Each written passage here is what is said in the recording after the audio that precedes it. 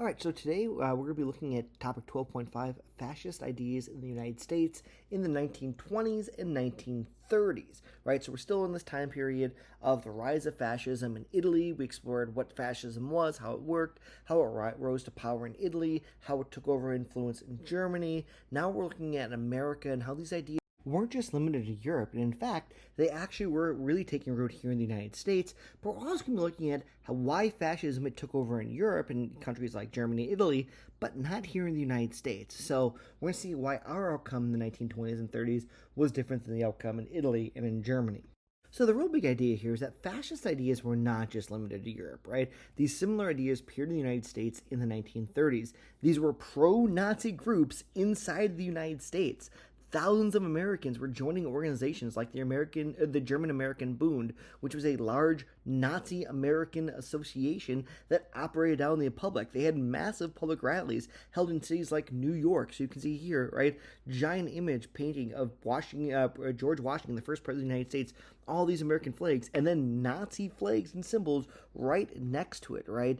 This was right here in the United States, and people were just doing this out in the open. It was accepted as part of society at the time.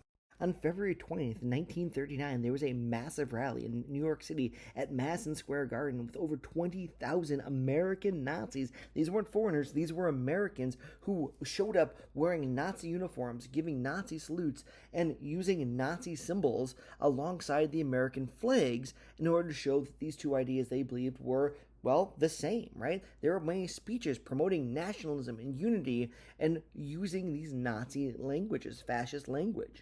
They even formed youth camps where children were sent by their families to wear Nazi uniforms, march in formation, and learn fascist and Nazi ideology, right? This was right here in the United States. You can see the image here of these kids carrying American flags and Nazi flags at the same time. This is not in Germany, this is in the United States, and families were just sending their kids to these camps knowing what they were because they supported these ideas in the United States at the time. And this was, again, not done in hiding. It was done right out in the open. The goal of all this was to make it look like this was very structured, very disciplined, very normalized, like this, to make it look like this wasn't something unique or different, but just a part of life with lots of structure and discipline. It's good for kids, right, to normalize these ideas, to make people feel like this was just an okay thing to do. The participation in these rallies and the participation in these camps, it was made to make it look like these were part of everyday life. Families came together at these events. Children were sent to these summer camps, and communities formed around these shared fascist beliefs.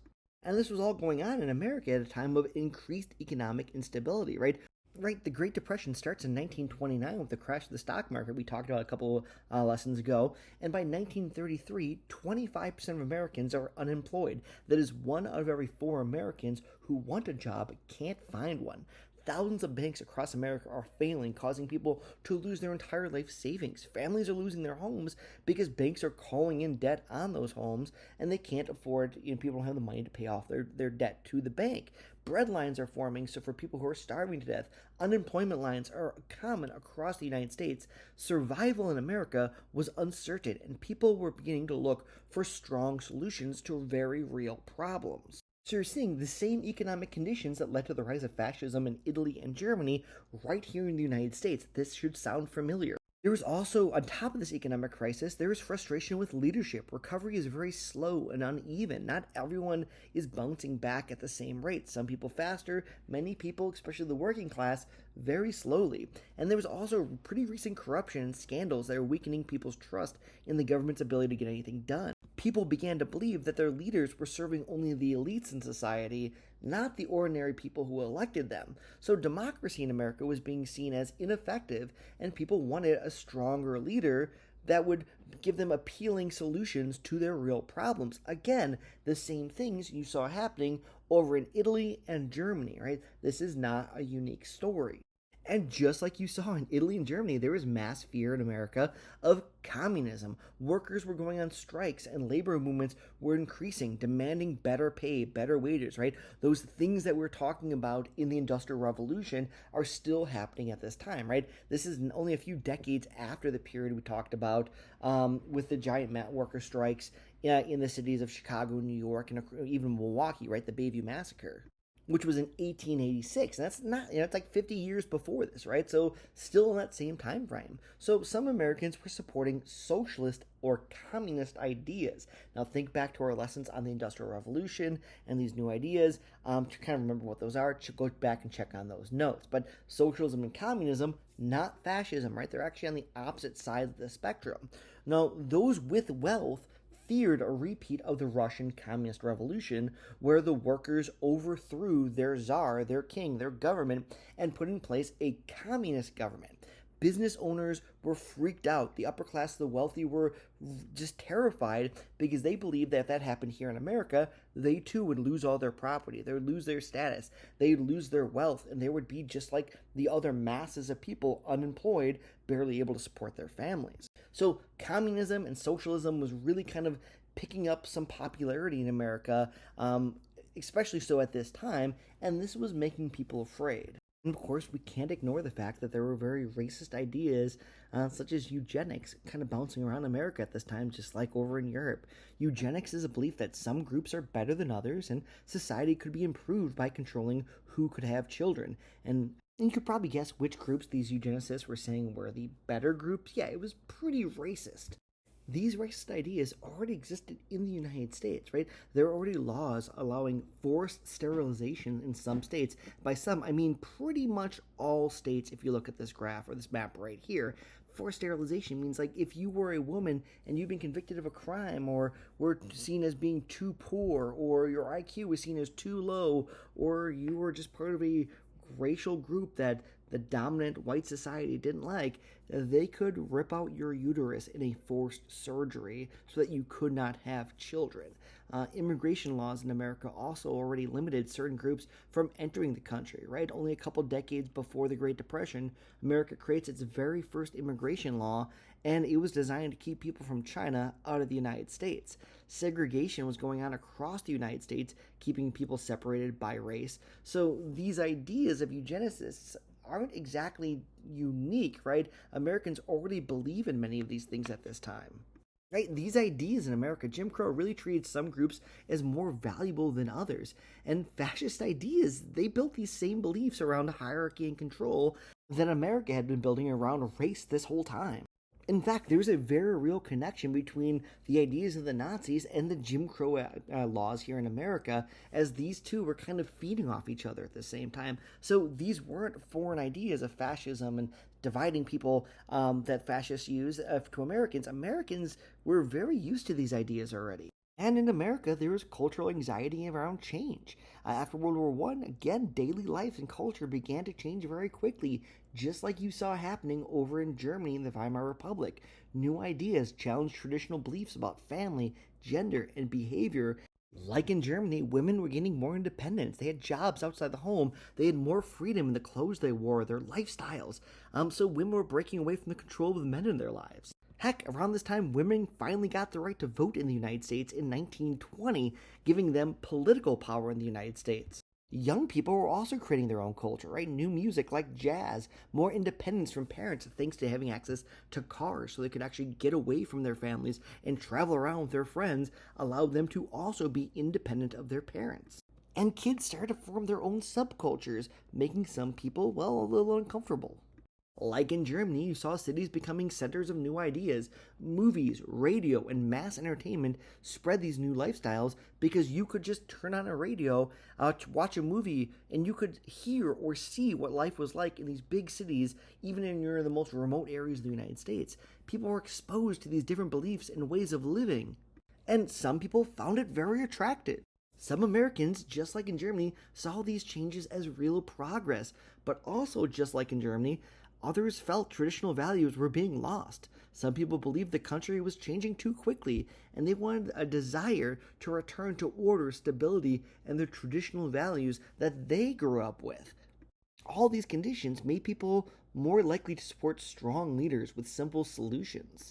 So we have to ask ourselves, why did fascist ideas feel like solutions to Americans? Well, there was a promise of a strong leadership during a crisis to restore order and stability. Remember, 25% of people looking for work couldn't find work. People were starving, losing their homes. Things were changing very fast, making a group of people who like more traditional ways of living very uncomfortable. And these fascist ideas reinforced ideas that were already present in America. Nationalism has always been part of the American lifestyle. This idea that Americans were exceptional, we are different, we are better than everyone else, we're the best of everything. This is a nationalist idea, and Americans have always been all about nationalism.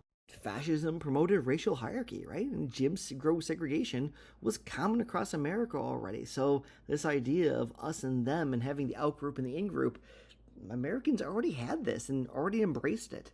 This us versus them, right? Americans already saw this us as the real Americans, as white, native-born citizens, loyal to the nation, and fascists really played off this idea. There was already a strong movement to declare the them group, right? Immigrants, Jewish Americans, Black Americans, people who are more politically radical, quote unquote, socialists, communists, already painting them as different and other and not part of the in group. This was already part of American culture. And with all the problems Americans were facing during the Great Depression, fascism offered simple explanations for very complex problems. These ideas felt familiar and believable. They weren't seen as completely new, they were seen as what people wanted more of, that historical past they could be proud of, promoting ideas that they already agreed with. Okay, so we've established that a lot of the same conditions and ideas for fascism that allowed fascists to take over in Germany and Italy were right here in America. We're very fertile soil for this to kind of germinate and take off. So why didn't America become fascist at this time? Well, for one, we had a stronger democratic system. Americans had a very long established government of democracy, right? In Italy and Germany, democracy was kind of a new thing. America had been doing it for over 100 years by that time. We also had a very strong constitution with checks on power that made it very difficult for fascists to win control of power in elections at the national, state, and local levels, right? There's many different levers of power in the United States because we were afraid of one person or group getting too much power and, well, doing a fascism here in America. Now, the founding fathers, when they set up the system, they didn't know what fascism was. What they were trying to do is stop a king from arising in America. So, it turns out these very same mechanisms they built into our government to stop us from getting a monarchy was actually pretty useful for stopping us getting a fascist authoritarian system. And during the Great Depression, Americans did elect a leader who was able to rise to the challenge. Franklin Delano Roosevelt, FDR, created programs to address the Great Depression, right? Creating jobs programs, stabilizing the banks, creating Social Security, these programs that reduced the appeal of extreme solutions because it provided alternative solutions to the extreme ones that fascists were suggesting, right? Government remained stable, which meant there was no power vacuum for fascists to step into at this time. And thanks to the First Amendment of the United States Constitution, we had a free press. Journalists were allowed to question and challenge ideas. Newspapers and journalists openly criticized fascist movements, not just across the waves in Europe, but over here in the United States.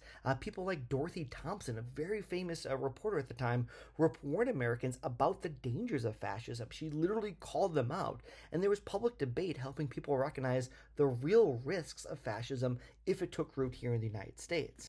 So in America, fascist groups did exist, but they stayed relatively small. They didn't gain support across the entire country, and many Americans still believed in democracy. They were willing to vote, to protest, and oppose these extreme ideas in order to preserve the Constitution that was laid out, over 100 years before this. Now, without widespread support, fascist movements could not take control in America. There was no large-scale public backing for it, so there was no fascist takeover in the United States. So the big picture takeaway from this lesson is fascist ideas can grow when instability exists, where there's already division, and where these ideas already felt similar. So America was in a very dangerous place at this time because of our instability, because of the divisions that we had already created amongst ourselves, and because a lot of fascist ideas already felt kind of familiar to a lot of Americans. These conditions were all present in the United States in the 1920s and the 1930s, so things could have gone horribly, horribly wrong here. Right? You could imagine an alternate version of history where America did go full fascist, and instead of joining the Allies, the French and the British, we sided with the Nazis, which would have been fellow fascists if we had gone down that route. But thankfully, we had strong democratic systems. Government action was taken to address people's problems, to give them real solutions. Reporters and the public openly pushed back against fascism, and they stopped it from happening here. So there you have it, two case studies, one in Italy, one in Germany, where fascism succeeded to take power, and one case study where it almost did, but we were able to stave it off in the United States. So that's where we're going to leave it here at this time. The next two lessons are going to be pretty grim, as we're going to look at the real cost of fascism, what happens when governments are allowed to be taken over by fascist movements. It's going to get pretty dark, guys. But for now, I want you to rewrite today's goal, 3 important facts, and 1 question for me. When we come back to class next, we're going to be looking at the Holocaust. So prepare yourselves. It's not going to be easy.